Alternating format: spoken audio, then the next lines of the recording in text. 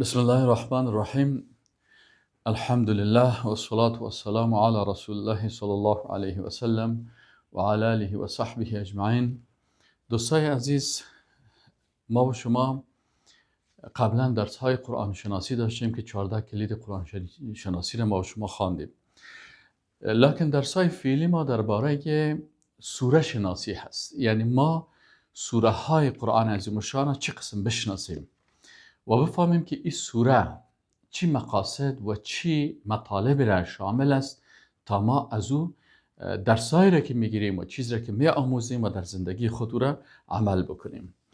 اول خود سوره فاتحه که از ایره نامهایی داره، مثلا ایره ام القرآن میگن و سوره فاتحه را ام الکتاب هم میگن و سوره فاتحه را واقعه میگن که انسان وقایه میکنه و سوره فاتحه را شافیه میگن که انسان شفا نصیب میکنه و سوره جامعه میگن که جمع تمام قرآن در این جمع شده است، یعنی تمام قرآن عظیمشان در این جمع شده است. و سوره حاویه میگن که تمام محتوای قرآن عظیمشان در بین ازی هست. به این ما و شما امروز کم کم در مورد سوره فاتحه به این بگیم که مثلا سوره فاتحه را چی معنی فاتحه؟ فاتحه یعنی باز کننده. چی معنی باز کننده؟ چی را باز میکنه؟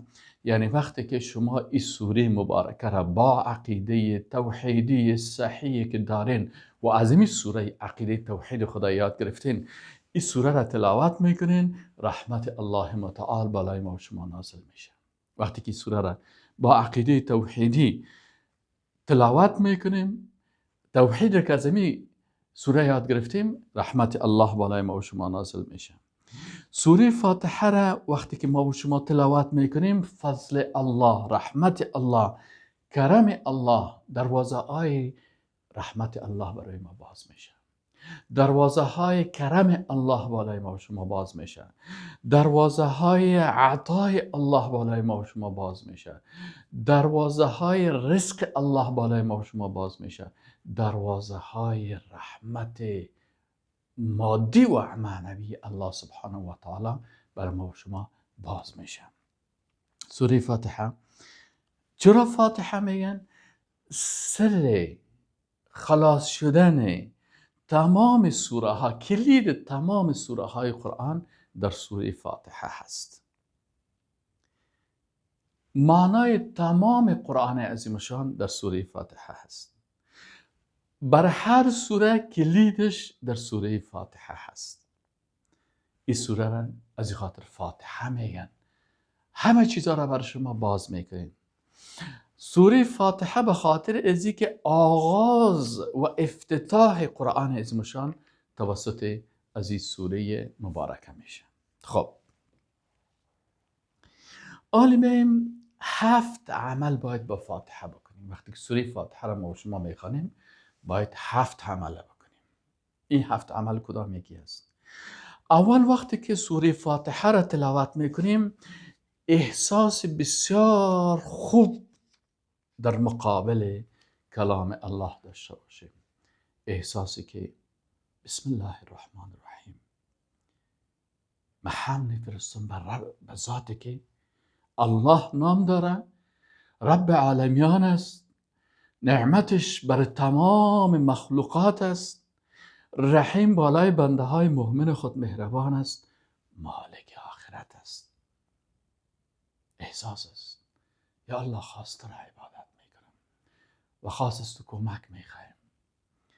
من هدایت کو براه راست، راه کسانی که انعام کردی بالایشان، نه راه کسایی که بالایشان غضب کردی و نه راه کسایی که بالایشان اونا گمراه هستن. در سوره ببینین وقتی ما و شما این احساس چه قسم باید داشته باشیم. شما وقتی که یک عریضه دارین، یک مشکل دارین، پیش یک انسان بزرگ میرین، اول اوصافش برش میگین که شما بسیار شخصیت عالی هستین، بزرگ هستین و این صفات دارین.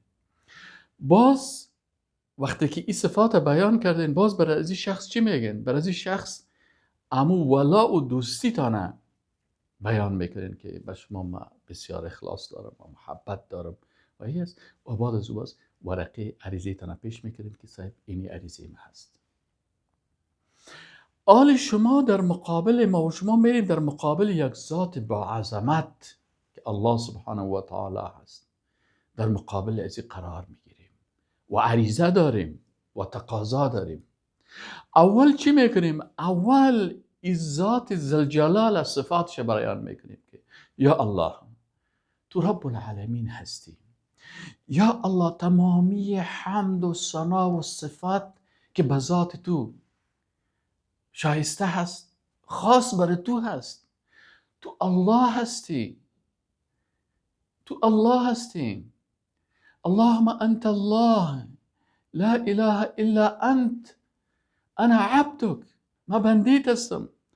تو الله هستی، تو ذات با عظمت هستی، تو رب العالمین هستی.